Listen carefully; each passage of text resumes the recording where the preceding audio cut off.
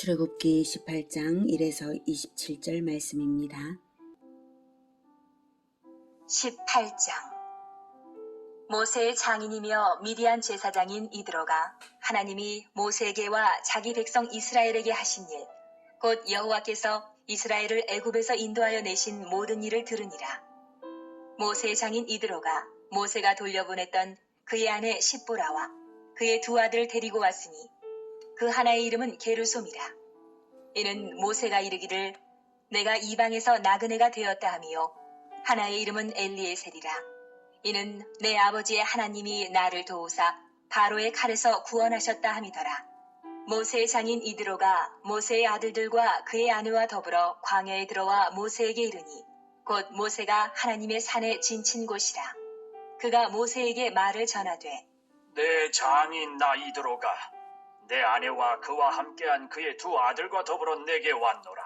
모세가 나가서 그의 장인을 맞아 절하고 그에게 입맞추고 그들이 서로 문안하고 함께 장막에 들어가서 모세가 여호와께서 이스라엘을 위하여 바로와 애굽 사람에게 행하신 모든 일과 길에서 그들이 당한 모든 고난과 여호와께서 그들을 구원하신 일을 다 그 장인에게 말하매. 사랑하는 형제 여러분, 7월 5일 화요일 새벽 묵상에 오신 것을 환영합니다. 오늘 출애굽기 이야기는 좁은 문으로 들어간 한 사람을 소개하겠습니다. 이스라엘이 출애굽했다는 소문이 근동 지역에 파다했습니다. 이스라엘의 하나님이 애굽을 열재앙으로 심판하시고 홍해 갈라서 출애굽시키셨는데 이스라엘은 가나안 7 족속을 심판하러 나온 것입니다. 만약 여러분이 그 소문을 들은 가나안 사람이라면 어떻게 하겠습니까? 모든 가나안 사람들처럼 그냥 가만히 있겠습니까? 출애굽은 남의 나라 일일 뿐이고 나하고는 상관없는 일이니 신경 안 쓰겠습니까? 이스라엘에 가서 대단하신 하나님의 역사를 직접 확인해 보겠습니까? 여러분은 세 번째를 선택하시겠죠? 그런데 당시에 그런 선택을 한 사람은 딱 한 사람뿐이었습니다. 바로 이드로입니다. 여호와께서 이스라엘을 애굽에서 인도하여 내신 모든 일을 들었어요. 하나님을 만나보려고 주도적으로 찾아온 사람은 바로 이드로입니다. 미디안 족속의 제사장인 이드로가 다신교를 믿고 있는 족속이고 또 우상 숭배자인 이드로가 모세에게 온 것입니다. 그 소문 때문이죠. 모세가 40세 때에 바로의 칼을 피해서 미디안에 가서 십보라를 만나 결혼하고 장인 이드로의 집에서 40년을 살며 아들 둘을 낳았죠. 모세의 가족들을 데려와 주는 핑계로 이드로가 온 것이지만 사실 오게 된 진정한 동기는 바로 여호와께서 이스라엘을 애굽에서 인도하여 내신 모든 일을 들었기 때문입니다. 이드로는 여호와의 소문을 듣고는 정말이지 너무 궁금해서 생각하고 또 생각했을 것입니다. 자기가 미디안의 신을 섬기는 제사장이라서 어느 신이 진짜 신인가 했을 것입니다. 여호와 하나님의 소문은 그 어떤 신들에 대한 소문과도 비교할 수 없는 놀라운 일이었거든요. 그래서 우선은 이 일들이 사실인지 확인을 먼저 하고 싶었을 것이고 만약 사실이라면 자신이 지금 믿고 있는 종교가 진리가 아니라 이스라엘이 믿는 신이 진리인 것이 분명하다고 생각을 했습니다. 그래서 확인하러 온 것입니다. 여러분, 이드로가 이방신의 제사장이기 때문에 생길 수 있는 격렬한 갈등이 분명히 있었을 것입니다. 여호와가 참된 신인 것이 확인되면 자기가 믿던 신과 자기를 따르던 종교인들을 배신해야 하는 것이고 그럼으로써 버려야 할 사회 종교적 기득권과 지위가 대단히 높았기 때문에 그 타격이 클 것입니다. 그러니 웬만하면 그런 지위에 있는 사람은 아예 확인하러 오지를 않을 텐데요. 이드로가 왔다는 것 자체가 대단한 자발성과 결단력입니다. 그것도 사막을 건너 아주 먼 길을 찾아왔어요. 이드로를 맞이한 모세는 반갑게 인사를 드리고 지금까지 있었던 모든 일들, 즉 열재앙, 유월절, 구름기둥, 불기둥, 홍해기적, 쓴물을 달게 한 생명나무와 메추라기와 만나 이야기, 반석에서 물을 내신 것을 다 말했습니다. 그랬더니 이드로가 이렇게 말했습니다. 9절. 이드로가 여호와께서 이스라엘에게 큰 은혜를 베푸사 애굽 사람의 손에서 구원하심을 기뻐하여 이드로가 이르되 여호와를 찬송하리로다. 너희를 애굽 사람의 손에서와 바로의 손에서 건져내시고 백성을 애굽 사람의 손 아래에서 건지셨도다. 이제 내가 알았도다. 여호와는 모든 신보다 크심으로 이스라엘에게 교만하게 행하는 그들을 이기셨도다. 하고 모세의 장인 이드로가 번제물과 희생제물들을 하나님께 가져오매 아론과 이스라엘 모든 장로가 와서 모세의 장인과 함께 하나님 앞에서 떡을 먹으니라. 네, 이드로는 듣고 단박에 깨달았고 이스라엘을 구원하셨다고 너무 기뻐하며 여호와를 찬양했죠. 자기 일도 아닌데 말입니다. 이스라엘 백성들과 너무 대조되죠. 이스라엘은 보고 또 봐도 깨닫지 못하고 원망불평하는 그런 이스라엘인데 그에 비하면 이드로가 얼마나 영적인 눈이 밝습니까? 다른 사람도 아니고 이방신의 제사장 입에서 나오는 찬양이었기에 진실이 더욱 확연히 드러나는 장면입니다. 그 진실은 여호와가 이긴다는 것과 여호와가 구원하신다는 것입니다. 그리고 자기가 섬기던 신이 자기가 섬기던 신이 아닌 여호와께 제사를 올렸습니다. 이 사실은 구원이 이방신에게는 결코 없다는 것을 알았다는 것이고요.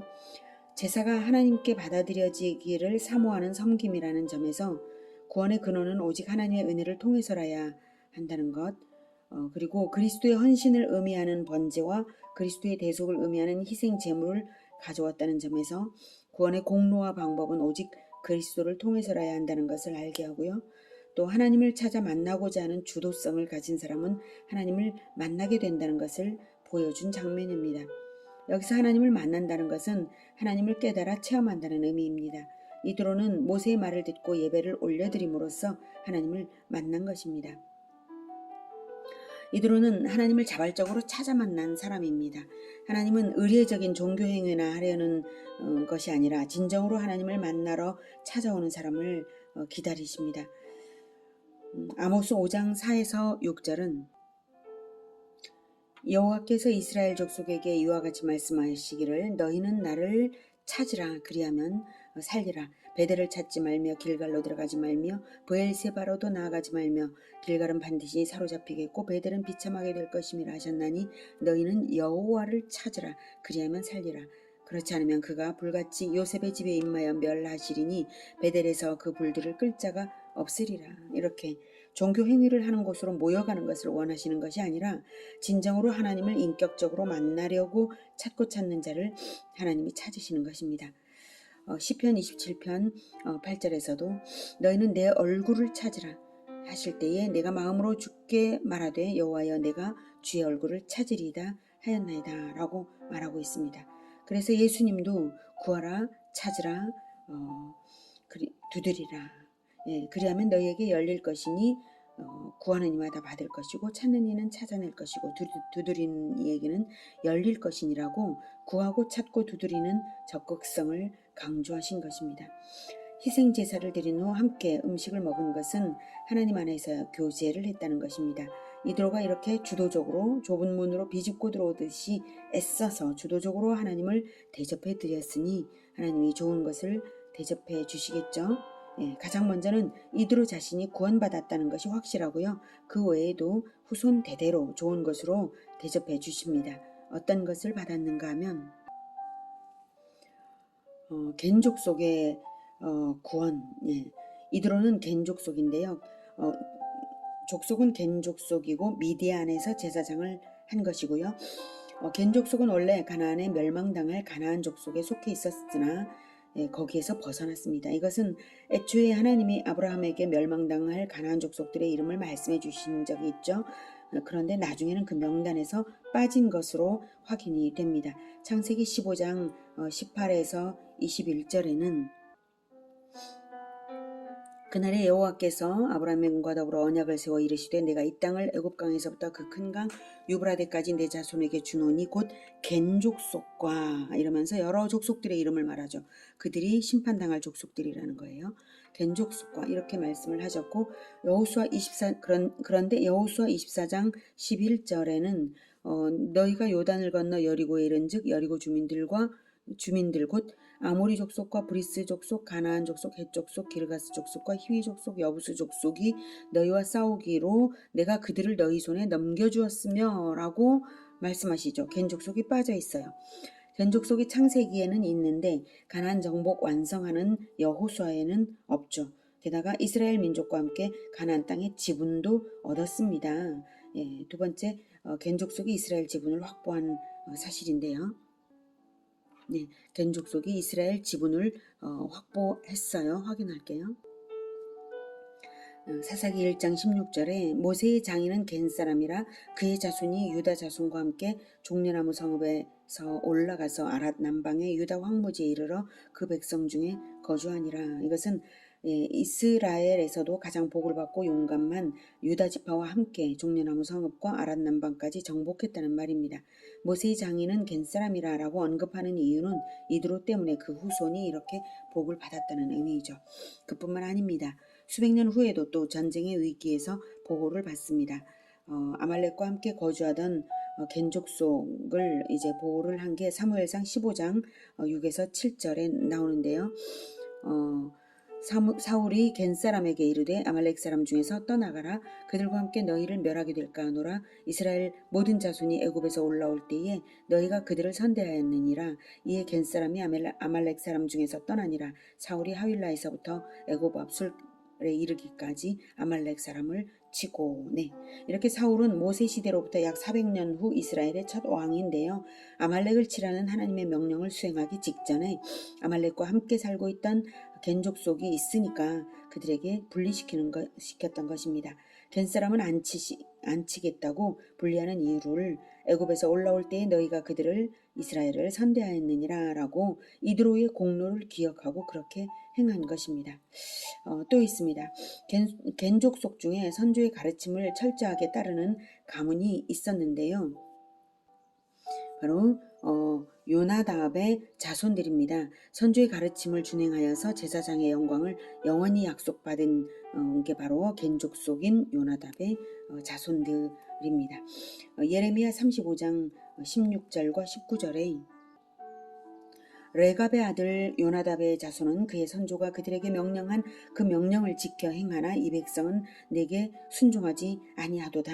이렇게 레갑의 아들 요나답의 자손을 하나님께서 칭찬하신 부분이 있죠. 이스라엘과 대조하면서 말입니다. 그리고 그러시고 난 다음 19절에 이렇게 말씀하세요. 그러므로 만군의 여호와 이스라엘의 하나님께서 이와 같이 말씀하시니라. 레갑의 아들 요나답에게서 내 앞에 설 사람이 영원히 끊어지지 아니하리라 하시니라.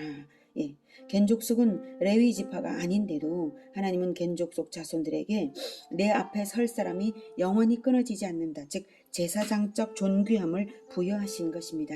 이스라엘은 불순종으로 제사장적 존귀함을 잃어버렸고요. 이 말씀은 선민 혈통보다도 진정 주도적으로 하나님을 찾고 주도적으로 그 가르침을 실행하는 자들을 하나님이 기뻐하시며 구원하신다는 것을 확증하신 것입니다. 훗날 예수님은 로마의 백부장의 믿음이 이스라엘 사람들보다 훨씬 훌륭한 것을 보시고 이런 말씀을 하셨죠. 마태복음 8장 11, 12절에 또 너희에게 이르노니 동서로부터 많은 사람이 이르러 아브라함과 이삭과 야곱과 함께 천국에 앉으려니와 그 나라의 본 자손들은 바깥 어두운 데 쫓겨나 거기서 울며 이를 갈게 되리라. 네, 그 나라의 본 자손들 이스라엘 사람들이 선민의 혈통을 가지고 있으니 구원은 따놓은 당상이라고 생각하던 그들은 아니했고 자발성이 없었고 그저 남들 따라만 했기 때문에 변질되어가는 흐름을 거스르지 못했습니다. 원죄를 가진 인간들이 총체적으로 하향되고 있음을 모르고 변질되어가는 남들 따라 이미 변질된 조상 따라 거룩해 보이는 껍데기 종교 행위에 만족했기 때문에 좁은 길로 가는 그리스도를 알아보지 못하고 믿지 못했죠. 그래서 이스라엘이 천국의 본 자손이었지만 껍데기 종교인이 되고 말아서 천국 바깥으로 쫓겨나는 것입니다.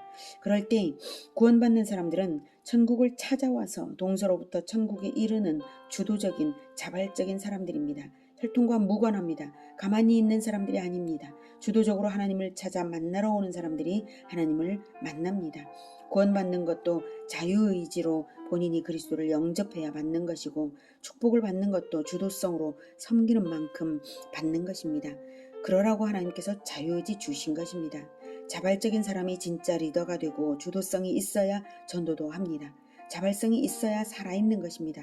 자발성, 즉 자유의지로서 하나님을 사랑하기로 결단하고 사람들 눈치를 보지 않고 남 따라 외식하지 않고 하나님이 기뻐하시는 것에만 마음 중심을 두는 사람, 그런 사람이 좁은 길을 가는 사람입니다.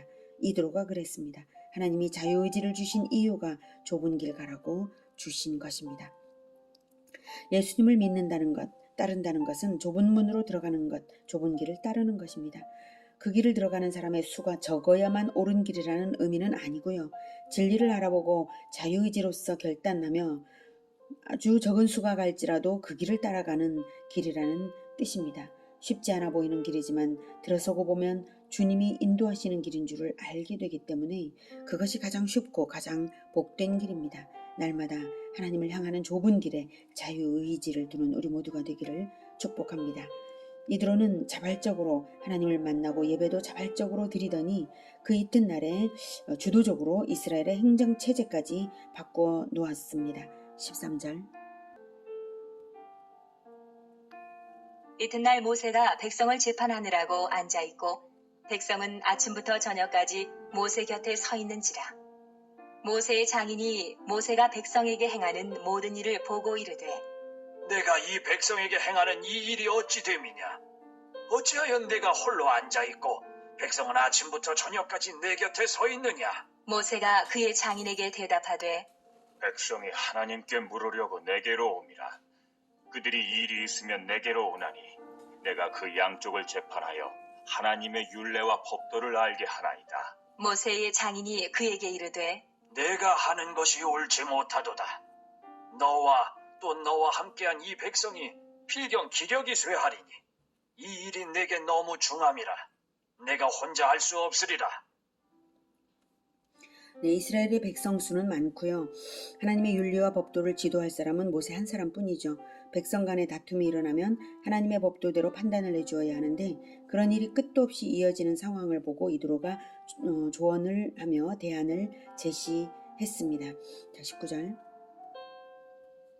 이제 내 말을 들으라. 내가 내게 방침을 가르치리니 하나님이 너와 함께 계실지로다. 너는 하나님 앞에서 그 백성을 위하여 그 사건들을 하나님께 가져오며 그들에게 율례와 법도를 가르쳐서 마땅히 갈 길과 할 일을 그들에게 보이고 너는 또 온 백성 가운데서 능력 있는 사람들 곧 하나님을 두려워하며 진실하며 불의한 이익을 미워하는 자를 살펴서 백성 위에 세워 천부장과 백부장과 50부장과 10부장을 삼아 그들이 때를 따라 백성을 재판하게 하라. 큰 일은 모두 내게 가져갈 것이요 작은 일은 모두 그들이 스스로 재판할 것이니 그리하면 그들이 너와 함께 담당할 것인즉 일이 내게 쉬우리라. 내가 만일 이 일을 하고 하나님께서도 내게 허락하시면 내가 이 일을 감당하고 이 모든 백성도 자기 곳으로 평안히 가리라. 이에 모세가 자기 장인의 말을 듣고 그 모든 말대로 하여 모세가 이스라엘 무리 중에서 능력 있는 사람들을 택하여 그들을 백성의 우두머리 곧 천부장과 백부장과 50부장과 10부장을 삼으매 그들이 때를 따라 백성을 재판하되 어려운 일은 모세에게 가져오고 모든 작은 일은 스스로 재판하더라. 모세가 그의 장인을 보내니 그가 자기 땅으로 가니라.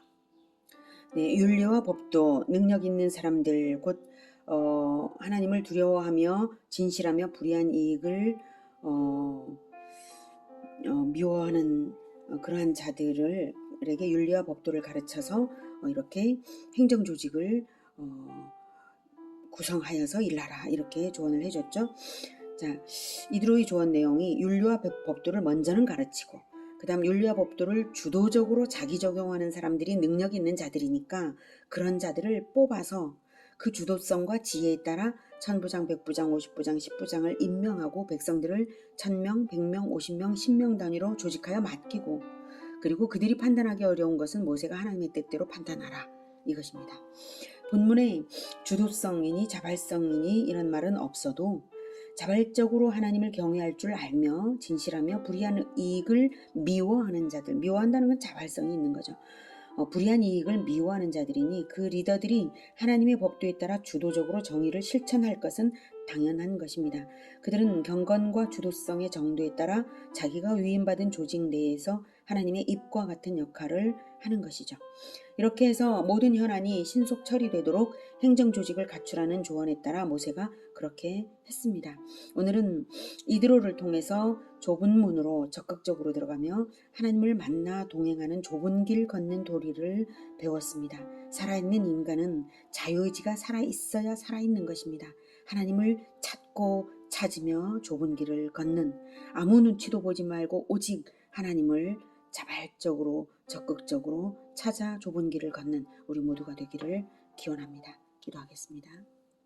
하나님, 우리는 세상 모든 사람들이 멸망으로 달려갈지라도, 세상 모든 사람들이 조롱할지라도 오직 우리 주 예수님의 그 좁은 길을 따라가겠습니다. 십자가를 지는 모습이 세상 사람들의 눈에는 의아하고 어이없는 일일지라도 우리는 이 생명길, 좁은 길, 십자가를 지며 따라가겠습니다.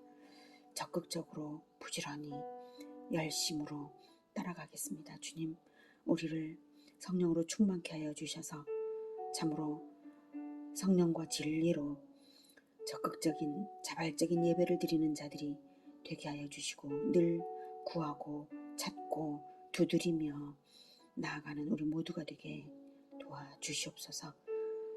그리고 또한 주님께서 늘 이렇게 적극적으로 끝까지 따르며 구하는 우리 모두의 간구를 주님께서 응답하여 주시고 증거를 나타내어 주시옵소서.